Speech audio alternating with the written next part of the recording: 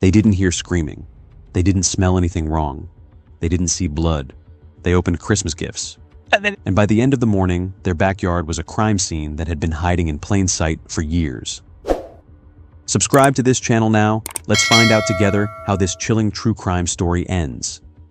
Christmas always happened at the Harris house. Not because it was the biggest, not because it was the nicest, but because it was predictable. Same street, same layout, same routine. A single-story home tucked into a quiet, middle-class neighborhood where lawns were trimmed year-round and neighbors waved but never really talked. The kind of place where nothing dramatic ever happened. And that was the point. Angela Harris liked it that way. At 46, Angela believed stability was something you protected aggressively. You didn't invite chaos. You didn't ask questions that could change the answers you were comfortable with. You kept traditions alive because they gave people something to hold on to when everything else felt uncertain. That's why Christmas mattered so much to her. Not the gifts, not the decorations, the order. Breakfast at 9, presents at 10, dinner prep by noon. Every year without fail. And this year was supposed to be especially important. Angela woke up before her alarm. She always did on Christmas. The house was quiet in that particular way only early mornings are. Not peaceful, just suspended. Like the walls themselves were waiting for something to start. She lay in bed for a moment, staring at the ceiling, listening. No sounds from the guest room. No movement from the backyard. No footsteps from the hallway. Good. She slipped out of bed and pulled on her robe, careful not to wake her husband, Marcus, who slept on his back beside her, mouth slightly open, one arm thrown awkwardly over the covers. Marcus Harris was 49, tall, broad-shouldered, the kind of man people described as dependable before they described anything else. He worked in logistics for a regional distribution company, had for over 20 years, rarely missed work, rarely raised his voice. He believed in keeping things simple. Angela appreciated that about him. She padded down the hallway toward the kitchen, flicked on the light, and began the ritual. Coffee first. Always coffee first. The smell filled the kitchen quickly, familiar and grounding. Outside, frost clung to the grass, and the backyard looked untouched, quiet, blank, ordinary. Angela didn't look too closely. She never did. By 8:30, the house was no longer quiet. Footsteps echoed down the hallway as their daughter, Kayla, emerged from the guest room, hair pulled into a messy bun, wrapped in one of Angela's old college sweatshirts. At 22, Kayla was back home temporarily. Just until I figure things out, she'd said. Angela didn't push. She was just grateful Kayla was there. Behind her came Jordan, 17, still half asleep, earbuds dangling from his neck, hoodie pulled over his head even indoors. "Can we open gifts yet?" he asked immediately. Angela smiled. "After breakfast." Jordan groaned dramatically and collapsed onto the couch. Marcus shuffled in next, rubbing his eyes, stretching his shoulders. He kissed Angela's cheek automatically, like muscle memory, then poured himself coffee without speaking. Normal. Everything felt normal.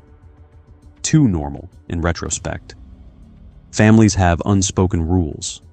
The Harris family's rule was simple. We don't dig. They didn't dig into the past. They didn't dig into moods. They didn't dig into things that might require explanations. If someone was quiet, you let them be quiet. If something felt off, you called it stress. If questions arose, you postponed them indefinitely. That rule had served them well for years, especially lately, because Marcus had been different, not in a way you could accuse, just small things, restlessness, late nights in the garage, long pauses before answering simple questions. Angela noticed, but she didn't press. Christmas was not the time for confrontation. At 10 o'clock sharp, Angela clapped her hands. "All right, let's do this." Jordan sprang up instantly. Kayla smiled softly, phone already in hand, recording as she always did. Marcus lowered himself onto the armchair, exhaling like the weight of the year was settling into his bones. The tree stood tall in the corner of the living room, lights glowing warmly, ornaments carefully placed, none broken, none missing. Presents were stacked neatly beneath it, boxes wrapped in familiar paper, bows tied with practiced precision. Angela handed out gifts one by one.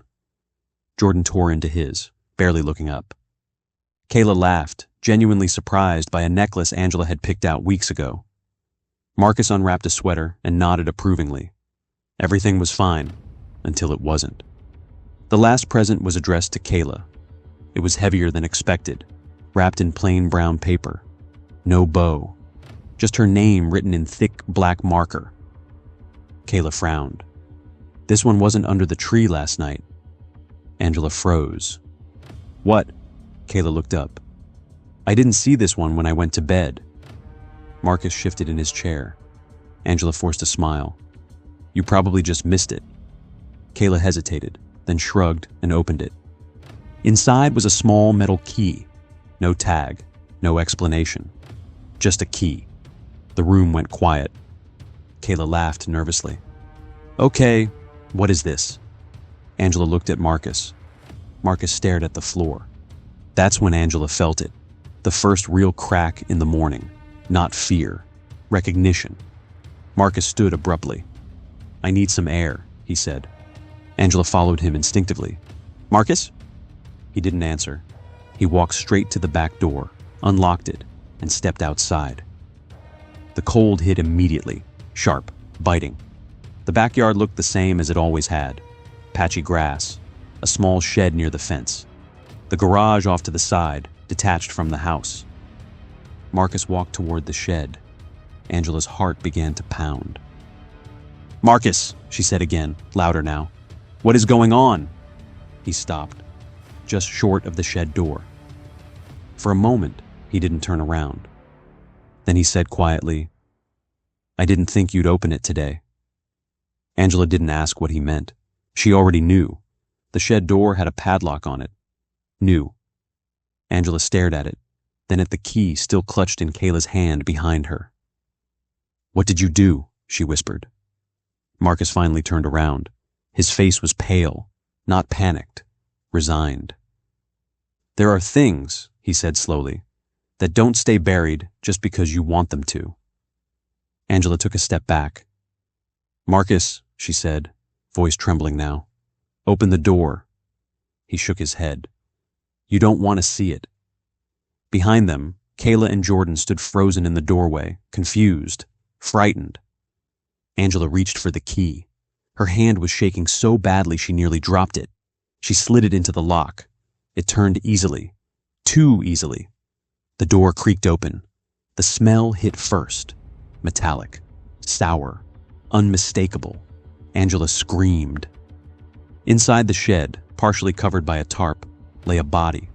Still, unmoving, wrapped poorly like an afterthought. Christmas lights blinked faintly in the reflection of a nearby window. Jordan vomited on the grass. Kayla collapsed, screaming her father's name over and over. Marcus didn't move. He just stood there and said the words that would fracture their family forever. It wasn't supposed to be today. Christmas morning ended in a backyard, with a body, with a key, with a family that realized too late that silence had a cost. Angela didn't remember calling 911. Later, she would replay the moment over and over, trying to pinpoint when instinct took over from shock. But in the moment, everything blurred. She remembered Kayla screaming, Jordan retching into the grass, Marcus sitting on the cold ground with his head in his hands, whispering something that sounded like an apology. The operator's voice came through the phone, calm and practiced. Ma'am, I need you to step away from the structure. Angela did. She backed toward the house, arms wrapped around herself, robe flapping uselessly in the wind. She felt naked, exposed, like the house behind her no longer belonged to her. The sirens arrived quickly, too quickly. Red and blue lights painted the quiet neighborhood in violent colors. Doors opened. Neighbors stepped onto porches, drawn by instinct and curiosity. Christmas music still played faintly from inside the Harris house. Angela would never forget that. The first officer approached Marcus cautiously. "Sir, I need you to stand up." Marcus complied without resistance. He didn't argue, didn't ask questions, didn't look confused. That scared Angela more than anything. He was cuffed gently, almost respectfully, and guided away from the shed. A detective arrived soon after, then another. Crime scene tape went up, stretching across the backyard like a line separating the life Angela had known from the one she was now forced to enter. Kayla sat on the steps, shaking uncontrollably. Jordan stared at the shed with wide, hollow eyes. Angela stood frozen, watching strangers move through her backyard like they owned it. In a way, they did not. The tarp was lifted carefully. Angela turned away, but not fast enough. She saw a face, middle-aged, bearded, eyes half open, glassy, and unseeing. The detective asked Marcus a question. "Do you recognize the individual in the shed?" Marcus swallowed hard. "Yes." Angela felt her knees buckle. "Who is he?" the detective asked. Marcus hesitated. Then he said a name Angela had never heard before. "Darius Coleman." The name hung in the cold air. Angela shook her head. "Who?" Marcus didn't look at her. "He worked with me," Marcus said. "A few years ago. Worked with him. That was it. No emotion. No elaboration. Just a fact, delivered like it had already been rehearsed." At the station, Angela was placed in a small interview room with beige walls and a flickering fluorescent light. A female detective sat across from her, hands folded neatly on the table. "Mrs. Harris," she said gently, "I need to ask you some questions." Angela nodded. Her mouth was dry. "When was the last time you saw the man in the shed?" "I've never seen him before today." The detective watched her carefully. "Did your husband ever mention him?" Angela shook her head. "No, never." The detective wrote something down. "Did you know there was a body on your property?" Angela laughed, a short, hysterical sound that startled even her. "No," she said. "God, no." The detective nodded slowly. "I believe you." That didn't make Angela feel better. Marcus didn't ask for a lawyer right away. That surprised everyone. He sat across from two detectives, hands cuffed in front of him, posture straight. "I didn't mean to kill him," he said. Just like that. No build-up, no denial. One detective leaned forward. "Start from the beginning." Marcus took a breath. "I met Darius Coleman at work. He was a contractor, temporary. We were assigned to the same project." "What kind of project?" Marcus hesitated. "Logistics, restructuring, inventory flow, cost reduction." The words sounded corporate, sanitized. "He was smart," Marcus continued. "Too smart. He noticed things other people didn't." "Like what?" "Like how easy it is to hide mistakes when the system is complicated enough." The truth didn't come out all at once. It never does. Marcus explained that 3 years earlier, a shipping discrepancy had occurred at his company. Nothing dramatic at first. A missing pallet here, an overage there, small numbers, numbers that could be explained away, until they couldn't. Darius had figured it out, not just the mistake, the manipulation. Marcus had been redirecting inventory, selling it quietly through a third-party contact. Not enough to draw attention, enough to make life easier. Extra cash, no overtime stress, a buffer against bills. Darius saw it, and instead of reporting him, he made an offer. "We can split it," Darius had said. Marcus said no. At first, Darius didn't push immediately. He waited, watched. Then one day, he showed Marcus a folder, printed emails, transaction logs, photos of warehouse manifests. "I don't want to ruin your life," Darius had said calmly, "but I won't let you ruin mine by cutting me out." Marcus's voice cracked as he recounted it. He said if I didn't pay him, he'd go to my supervisors, the police, anyone who would listen. "What did you do?" the detective asked. Marcus stared at the table. I paid him. How much? Over time? Almost $60,000. Angela would later hear that number and feel sick. Extortion never stays still. It grows. Darius started showing up unannounced, texting at all hours, demanding more. I couldn't tell Angela, Marcus said. She trusted me. She believed I was better than that. The detective didn't interrupt. I started meeting him in private places, parking lots, storage units, anywhere we wouldn't be seen. And the shed? The detective asked. Marcus closed his eyes. That was supposed to be the last time. It had been a Tuesday, middle of the afternoon. Marcus told Angela he was staying late at work. Instead, he drove home. Darius was already waiting. They argued, not yelling, whispering, angry, controlled voices. He said he wanted everything, Marcus said. All of it, or he'd go to the police the next morning. Marcus had panicked. I told him to leave. He laughed, said he owned me. The detective leaned back.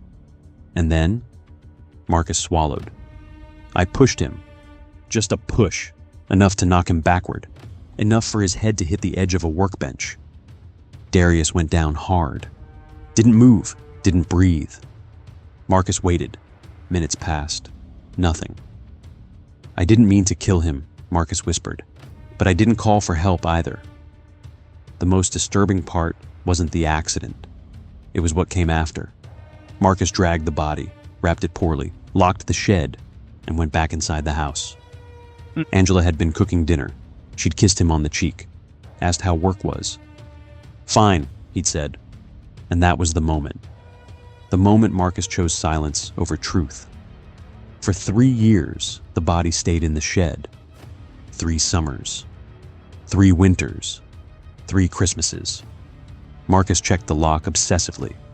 Added layers, added barriers, added lies. He avoided the backyard, avoided projects, avoided questions. Angela thought it was stress. She thought it was aging. She never imagined it was guilt decomposing just feet from where her children used to play. The key. The key had been Marcus's final mistake. He'd meant to throw it away. But Christmas came, and with it, the weight of pretending. He wrote Kayla's name without thinking, wrapped it without thinking. Some part of him wanted it to end. Angela realized that later. He hadn't wanted forgiveness. He'd wanted exposure. Marcus was charged with second-degree murder and tampering with evidence. The house was condemned temporarily. Neighbors stopped waving. News vans parked outside. Headlines followed. Body found after Christmas morning gift. Father hides corpse on family property for years. Angela moved in with her sister. Kayla withdrew from school. Jordan stopped speaking almost entirely. Christmas was over. Forever. Angela lay awake every night asking herself the same thing. Not how she missed it, but why she never asked. Why silence had felt safer than truth. Why love had become synonymous with not looking too closely. And whether knowing earlier would have saved anyone at all. Angela didn't want to go back. But grief has a way of demanding confrontation. 2 weeks after Christmas, the city lifted the temporary condemnation. The detectives had finished their sweep. The shed was sealed. The backyard sat scarred with tire tracks and trampled grass. But the house itself remained, standing, waiting. Angela walked in alone. The kids stayed with her sister. She told them she needed to collect documents, clothes, things that mattered. What she didn't say was that she needed to feel the house again, to understand how something so violent could coexist with something so ordinary. The living room looked untouched. The tree was still up. Needles brown now, ornaments dull with dust. A wrapped present still sat beneath it. One Marcus had hidden behind the couch, forgotten or intentionally ignored. Angela didn't open it. She stepped over it like it might bite. The house smelled wrong.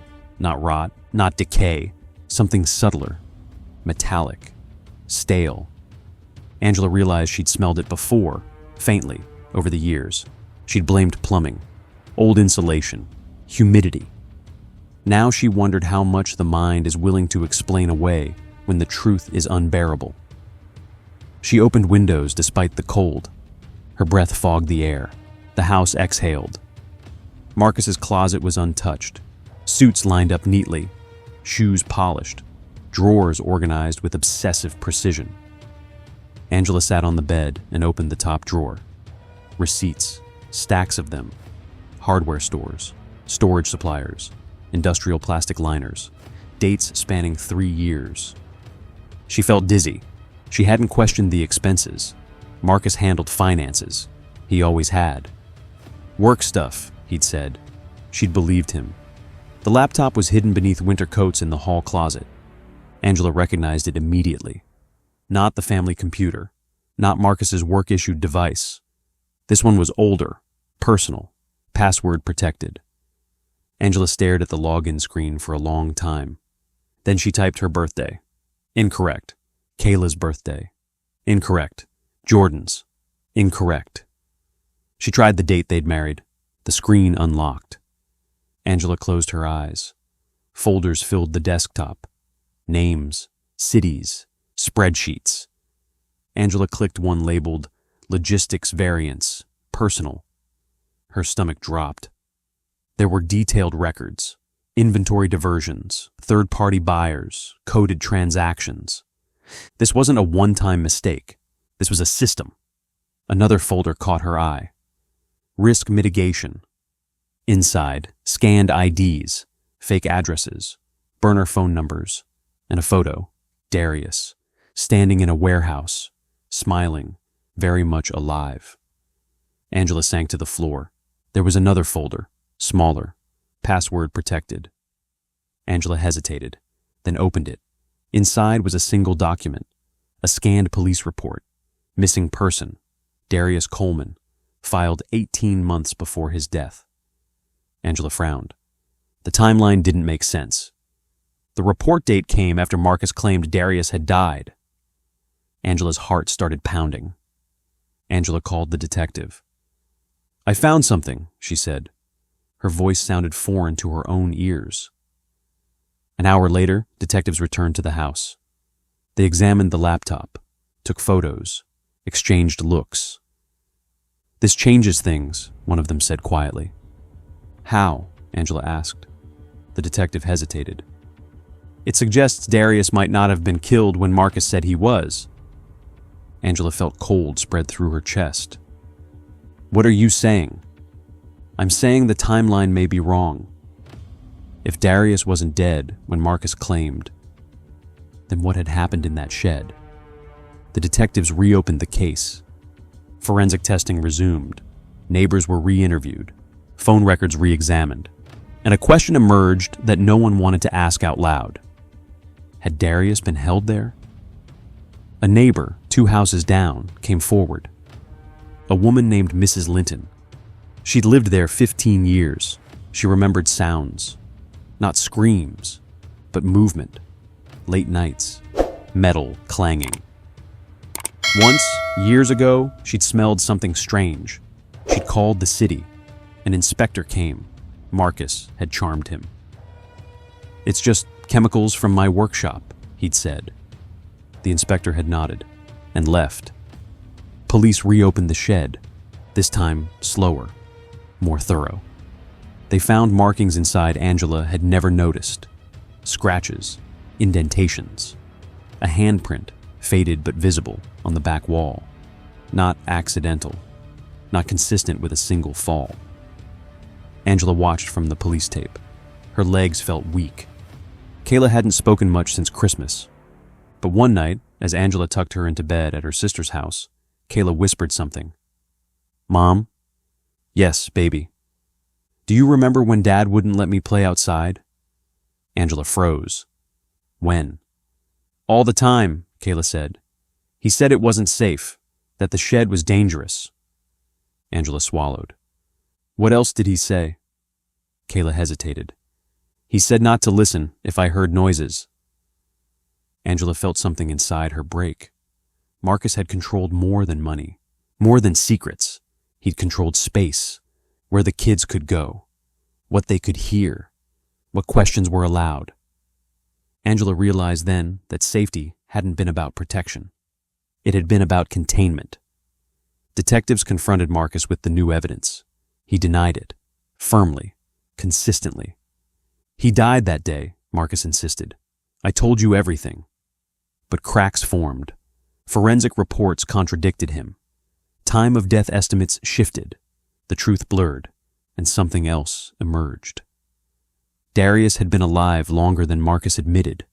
Maybe days, maybe weeks. Angela couldn't sleep. She imagined Darius in the shed, alone, in pain, hearing laughter from the house, Christmas music through thin walls.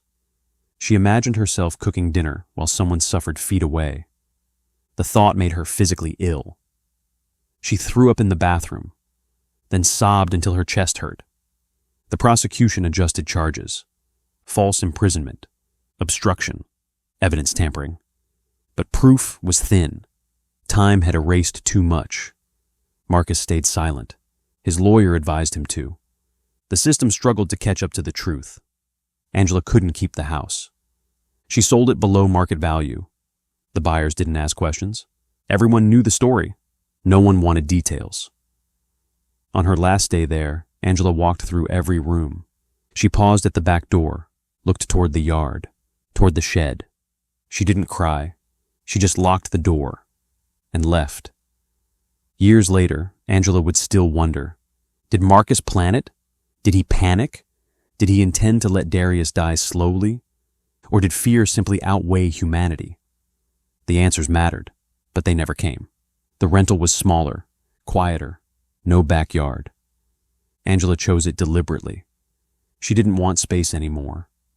Didn't want distance where things could hide. The walls were thin, the floors creaked. She could hear the refrigerator hum at night. She welcomed the noise. Silence had proven it could lie. Kayla took the bedroom closest to Angela's. Jordan chose the far one, even though it was smaller. He said it felt better to be alone. Angela didn't argue. She'd learned that forcing closeness could do as much damage as neglect. Kayla had always been expressive. She used to narrate her life out loud. Homework, dreams, little grievances. After Christmas, that stopped. At first it was subtle. Short answers, shrugs, nods. Then entire days passed where she didn't speak at all. The school counselor called Angela in. She's not disruptive, the counselor said carefully, but she's absent, even when she's here. Kayla drew pictures during sessions. Houses without doors, trees without leaves, a small stick figure standing far away from everything else. Angela kept them all. Jordan went the other direction. He talked too much, argued, snapped, slamming doors. He started getting into fights at school. Nothing serious. Shoving matches. Words thrown too hard. When Angela asked him why, he exploded. "You didn't see it either," he shouted once. "You never see anything." Angela didn't punish him. She just listened and cried later, alone. They tried therapy, individual first, then family. The therapist was patient, calm, professional. She explained trauma in words Angela had never learned. Hypervigilance, delayed processing, moral injury. Kayla sat with her hands folded in her lap, eyes on the floor. Jordan leaned back, arms crossed. Angela answered most questions. She always had. One afternoon, months later, Kayla spoke in session, quietly. "I thought it was an animal." Angela's heart skipped. "What did you think was an animal?" the therapist asked gently. "The noises," Kayla said. "From the shed." Angela froze. Kayla continued, staring at the carpet. "Dad said animals get trapped sometimes. He said not to worry, that he'd take care of it." The therapist didn't interrupt. "I believed him," Kayla whispered. Angela pressed her hand to her mouth. That was the cruelest part. The guilt didn't stay with Marcus. It seeped into Kayla, who wondered if she should have told someone. Into Jordan, who wondered if he should have broken the lock. Into Angela, who wondered if love had blinded her so completely that she'd failed as a mother. No one said it out loud, but it lived with them. Marcus's trial was set for the following fall. The kids didn't want to attend. Angela didn't force them. She went alone. She sat in the gallery while lawyers spoke about her life like it was an abstract concept. Failure to report. Negligence. Intent. Marcus didn't look at her, not once. She didn't know if that hurt more than if he had.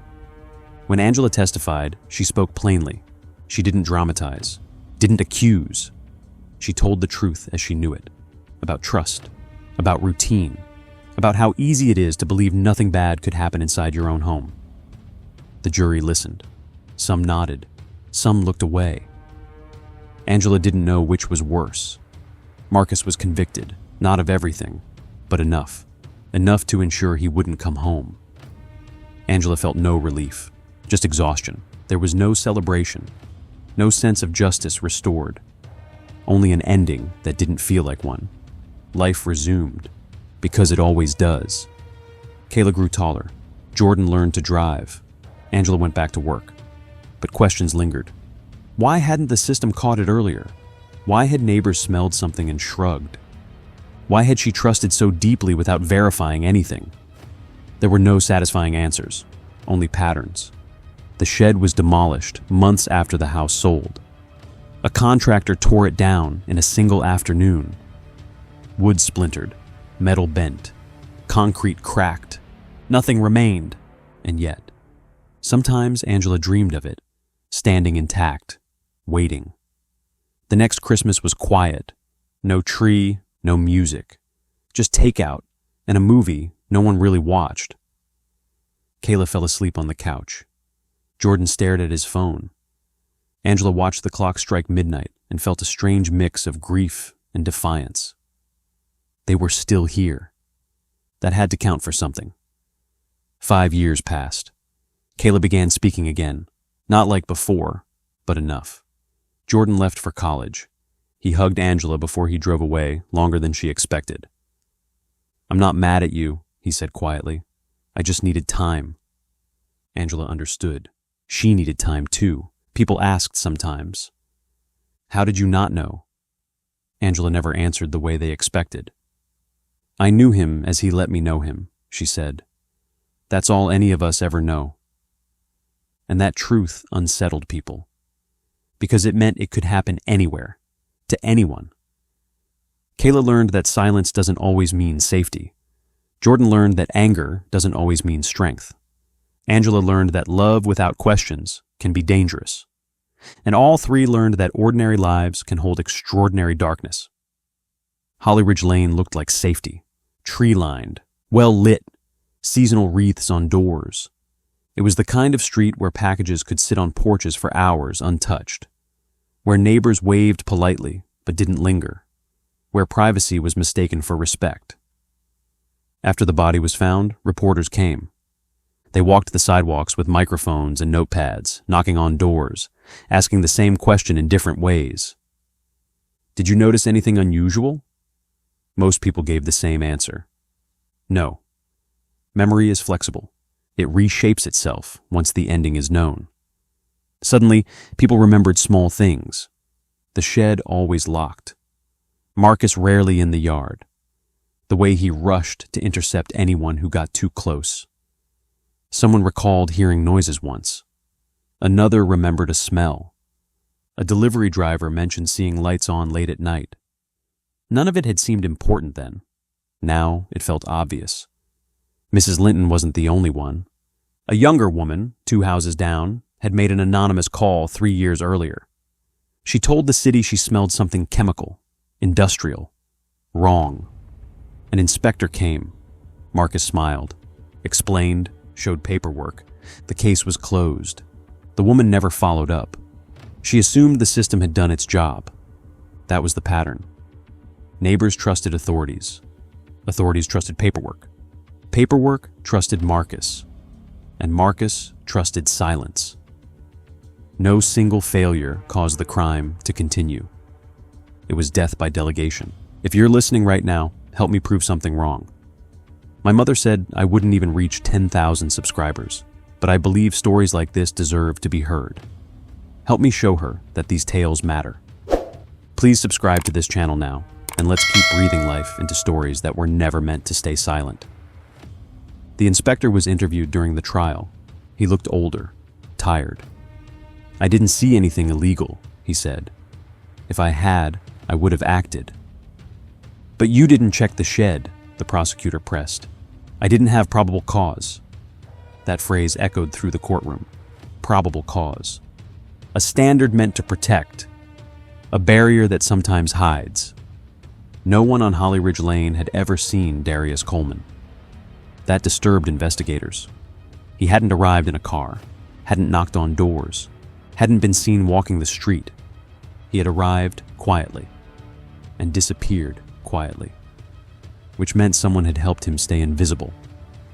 Marcus had habits, left at the same time every morning, returned at the same time every evening, took trash out at night. People trusted routine. Routine felt safe, predictable. No one questioned the man who never deviated. After the trial, the city held meetings, discussions about safety, about reporting, about looking out for each other. Attendance was high at first. People were shaken, angry. Then numbers dwindled. Life resumed, because sustained vigilance is uncomfortable. People spoke carefully about the Harrises afterward. "Such a shame. Never would have guessed. Seemed like a nice family." The language kept the horror at arm's length. No one said, "This happened here." They said, "This happened to them." Angela returned to Holly Ridge Lane once, years later. She drove slowly. The house was repainted, the yard landscaped, the shed long gone. New people lived there. Children's bikes rested against the fence. Angela parked briefly, then drove away. She didn't want to be recognized. She didn't want sympathy. She wanted confirmation that life truly erased what it couldn't hold. Some neighbors felt it, quietly. They never spoke about it publicly. But in private moments, they wondered, what if I'd called again? What if I'd knocked on the door? What if I'd trusted my instincts? Guilt doesn't always announce itself. Sometimes it just lingers. Investigators later wrote about the case in training materials. They focused on one phrase. He seemed normal. Normal is the most dangerous disguise, because it encourages passivity, because it asks nothing of us, because it allows harm to blend in. Years later, Kayla would say something that stuck with Angela. "Everyone talks about Dad like he tricked them," she said. "But he didn't. They just didn't want to look." Angela didn't respond. Because Kayla was right. The case didn't end with a single conviction. It left behind a ripple, a question that couldn't be localized. If a body could exist for years in a backyard without discovery, what else was being ignored? The neighborhood hadn't been cruel. That was the problem. They'd been polite, respectful, uninvolved, and that had been enough. The story spread beyond the city. Other communities recognized pieces of themselves in it. The locked sheds, the quiet neighbors, the assumptions. It wasn't about monsters. It was about comfort. That first Christmas after the verdict, lights returned to Holly Ridge Lane. Decorations went up. Music played. But no one mentioned the past. No one said his name. No one spoke of the man who had died unseen. Silence wrapped itself in tinsel. Angela understood something then. The house didn't hide the body. People did. Through routine. Through trust. Through the belief that evil announces itself loudly. Sometimes it doesn't. Sometimes it waits quietly behind a locked door. Time did what time always does. It smoothed edges, softened memories. Eventually, the story became a reference point. Remember that case from years ago? A cautionary tale. Abstract. Safer that way. The question that remained wasn't legal. It wasn't procedural. It was human. What do we owe each other when something feels wrong? Holly Ridge Lane never answered it. Angela learned something no one warns you about. Time doesn't erase trauma. It rearranges it. The sharp edge is dull, but the weight stays. Years passed, not dramatically, not in milestones, just quietly. One calendar page at a time. Angela remarried briefly. Divorced quietly. No scandal, no bitterness. She realized she no longer trusted permanence. At first, people asked, "How are the kids? How are you holding up? Are you okay?" Eventually, the questions stopped.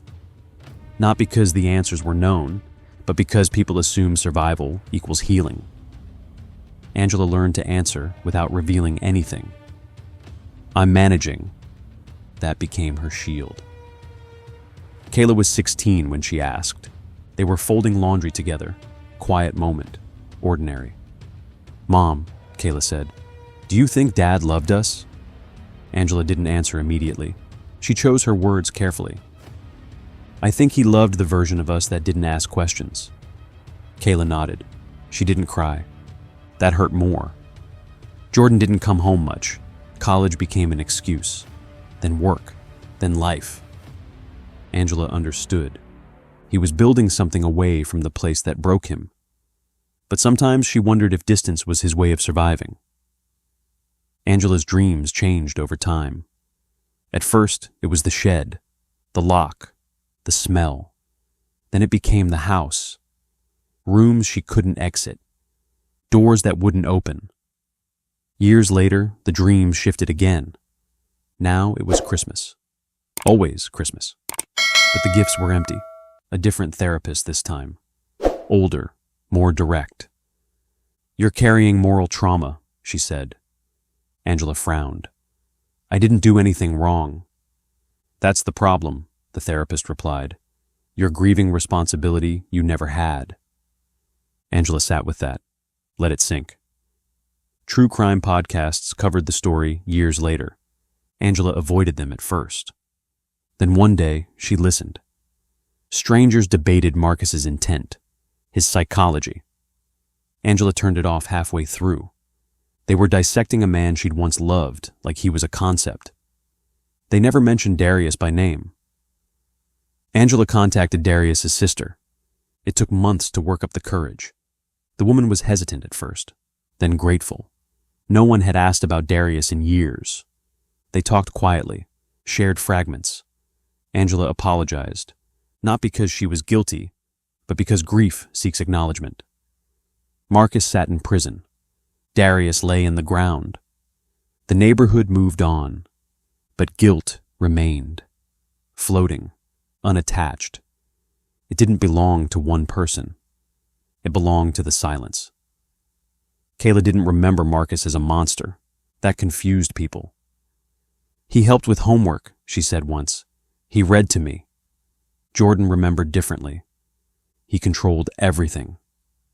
Both were true. That was the hardest part. Angela finally understood something she'd resisted. There was no version of events where she should have known. Marcus didn't hide poorly. He hid effectively. That distinction mattered. 10 years later, a small tree this time, no excess. Kayla home from college, Jordan visiting briefly. They exchanged gifts without ceremony. Angela watched her children laugh softly. That was enough. Even without wood, even without locks. The shed existed, in memory, in silence, in the places people refused to look. Angela knew now that the story wasn't about a body. It was about how easily violence blends into normal life. Did Marcus plan it? Did he panic? Did Darius suffer longer than anyone knew? The answers never came. The system closed the file. Life didn't. Angela stopped asking why. She started asking what now? What kind of life honors the dead? What kind of attention prevents silence? What kind of love asks questions? When people ask about the past, Angela says this: pay attention to what feels off. Not because you're suspicious, but because silence is expensive. The story doesn't end with sirens. It ends with awareness, with listening, with refusing to let normal become a shield. Angela didn't find peace. She found clarity. And sometimes that's the closest thing. They opened Christmas gifts. They found a body. But what lingered wasn't the shock. It was the realization that nothing looked wrong until everything was. And that's the part that never goes away. If you're listening right now, help me prove something wrong. Please subscribe to this channel now, and let's keep breathing life into stories that were never meant to stay silent.